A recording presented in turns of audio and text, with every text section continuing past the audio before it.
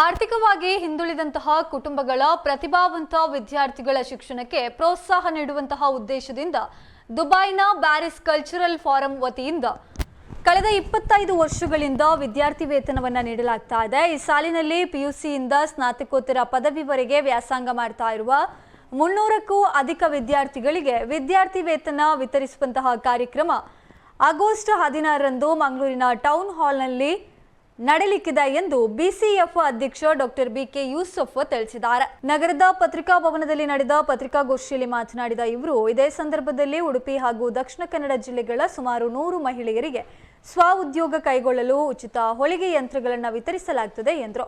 ಬೆಳಗ್ಗೆ 10 ಗಂಟೆಗೆ ವ್ಯಕ್ತಿತ್ವ ವಿಕಸನ ಶಿಬಿರ ನಡೆಯಲಿಕ್ಕಿದ್ದು ಯುಎಇ ಲಂಡನ್ ಅಮೆರಿಕನ್ ಸಿಟಿ ಕಾಲೇಜಿನ ನಿರ್ದೇಶಕರಾದ ಡಾಕ್ಟರ್ ಪ್ರೊಫೆಸರ್ ಕಾಪು ಮೊಹಮ್ಮದ್ ಹಾಗೂ ಮೋನಲ್ ಕಾಪು ಶಿಬಿರವನ್ನು ನಡೆಸಲಿಕ್ಕಿದ್ದಾರೆ. ಹಾಗೆಯೇ ಕರ್ನಾಟಕ ವಿಧಾನಸಭೆಯ ಸಭಾಪತಿಯಾಗಿರುವಂತಹ ಯುಟಿ ಖಾದರ್ ಕಾರ್ಯಕ್ರಮವನ್ನು ಉದ್ಘಾಟಿಸಲಿದ್ದು ಬಿಸಿಎಫ್ ಅಧ್ಯಕ್ಷ ಡಾಕ್ಟರ್ ಬಿಕೆ ಯೂಸುಫ್ ಅಧ್ಯಕ್ಷತೆಯನ್ನ ವಹಿಸಲಿಕ್ಕಿದ್ದಾರೆ. ಇನ್ನು ಗಣ್ಯರು ಮುಖ್ಯ ಅತಿಥಿಗಳಾಗಿ ಭಾಗವಹಿಸಲಿಕ್ಕಿದ್ದಾರೆ. ಕಾರ್ಯಕ್ರಮದಲ್ಲಿ ಎಸ್ಎಸ್ಎಲ್ಸಿ, ಪಿಯುಸಿ ಹಾಗೂ ಮದರಸ ಸಾರ್ವಜನಿಕ ಪರೀಕ್ಷೆಗಳಲ್ಲಿ ಅತ್ಯಧಿಕ ಅಂಕ ಗಳಿಸಿದ ವಿದ್ಯಾರ್ಥಿಗಳಿಗೆ ಪ್ರತಿಭಾ ಪುರಸ್ಕಾರವನ್ನು ನೀಡಲಾಗುತ್ತೆ.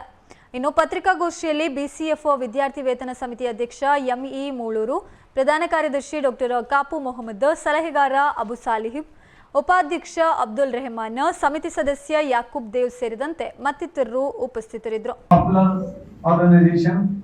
Coming to my main point to say about the forthcoming Sunday's function, BCF scholarship program, ನಾನು ಹೇಳಿದಂತೆ 28 ವರ್ಷಗಳಿಂದ ಅದೆಷ್ಟೋ ಮಕ್ಕಳಿಗೆ thousands and thousands of children of all communities.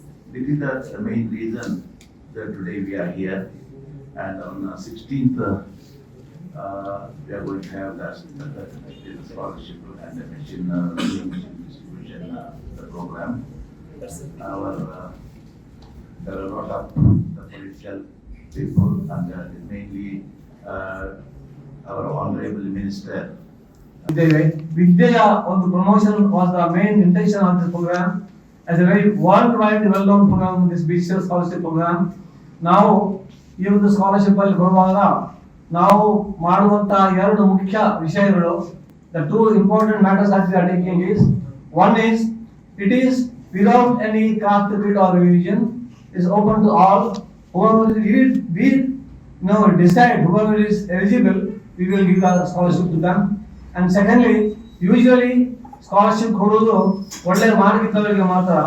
But we being in Gulf countries, we know the life very well, because there are so cool, they may have to work with their father for the daily life. ಅಂತ ಮಕ್ಕಳನ್ನು ಕೂಡ ನಾವು ಅದೇ level ಹೌದಿಲ್ಲ. So ಅಂತ ಮಕ್ಕಳಿಗೆ ಸ್ವಲ್ಪ mark ಕಮ್ಮಿ ಇದ್ರೂ ಸಹ we will give preference to give to them.